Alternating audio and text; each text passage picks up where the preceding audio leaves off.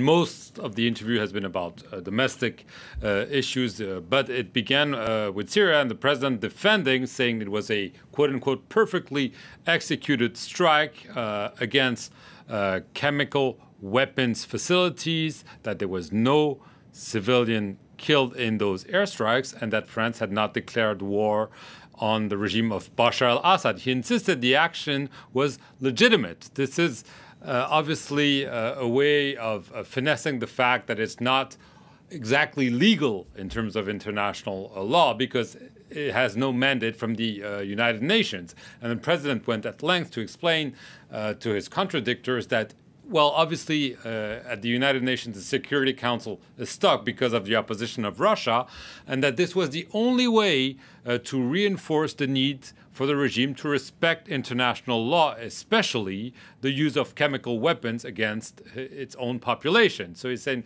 France, Great Britain, and the U.S. had to act in order to make sure that international law would be respected, because at the United Nations now there's a deadlock, and so this is why the action was provoked by the regime. And he also went on to say that he's hoping that now there will be maybe an opening for serious peace negotiations, including with Russia and other players in the region.